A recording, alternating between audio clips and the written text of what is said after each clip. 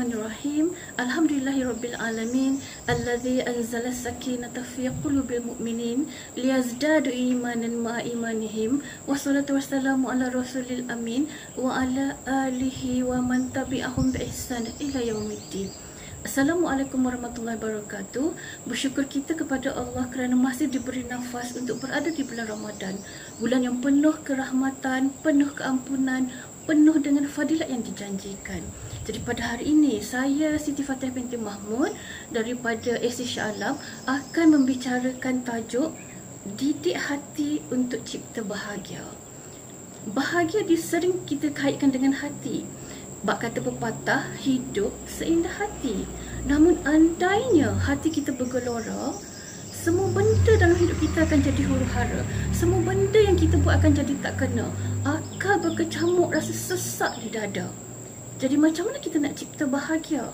Makin parah bila terasa kosong dalam jiwa dan kesunyian mula melanda. Jadi jom kita dapatkan formula macam mana nak didik hati kita untuk cipta bahagia di Ramadan ini. Perkara pertama, yang utama yang perlu kita lakukan adalah didik hati kita untuk sentiasa rasa syukur dan redha. Sebab syukur dan redha ni adalah merupakan pengukur kayu utama kebahagiaan kita. Dalam surah Ibrahim ayat ke-7, Allah dah sebut dah, jika kamu bersyukur, nescaya akan ku tambahkan nikmatku.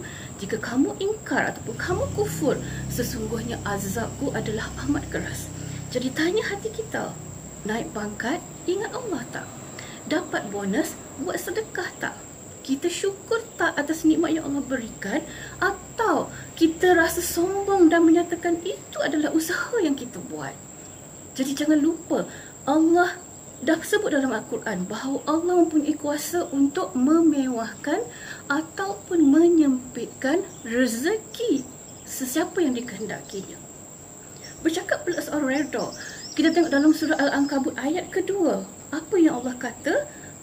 Allah kata yang bermaksud, patutkah manusia itu menyangkakan mereka telah beriman selagi mereka tidak diuji?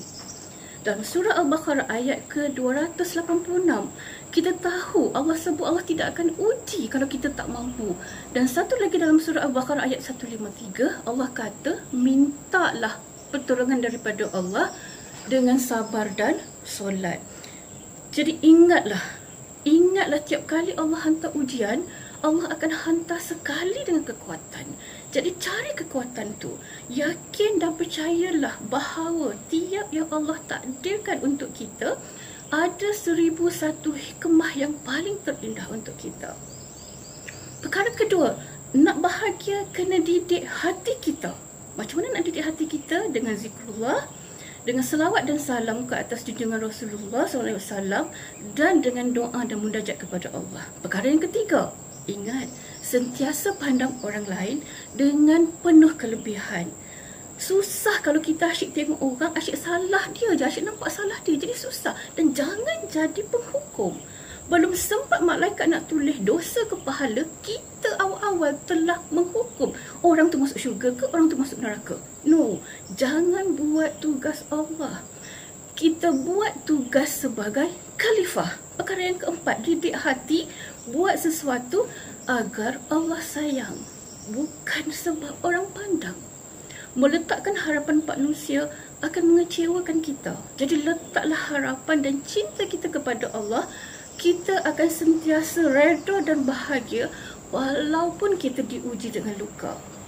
Perkara yang kelima yang terakhir, maafkanlah kepada mereka yang buat kesalahan ataupun mereka yang buat kezaliman kepada kita. Dalam surah Al-Furqan ayat ke-70, firman Allah yang bermaksud, mereka yang bertaubat, yang beriman, beramal soleh, apa yang Allah kata? Allah gantikan kejahatan mereka dengan kebaikan. Kerana sesungguhnya Allah itu Maha Pengampun, Maha Mengasihani. Allah yang punya kuasa satu dunia, di dunia dan di akhirat, masih mampu memaafkan hambanya, boleh menukar kejahatan kepada kebaikan apabila hambanya bertaubat. Apatah lagi kita. Jadi maafkanlah kesalahan mereka, kezaliman mereka untuk ketenangan hati kita, bukan ketenangan mereka. Akhir kata, sempena Ramadan yang berkat ini, jom kita didik hati kita untuk cipta bahagia. Jom kita cipta bahagia dengan cara kita, dengan izin Dia Pencipta. Sekian dari Aziz untuk semua. Wabillahi taufiq wal hidayah. Wassalamualaikum warahmatullahi wabarakatuh.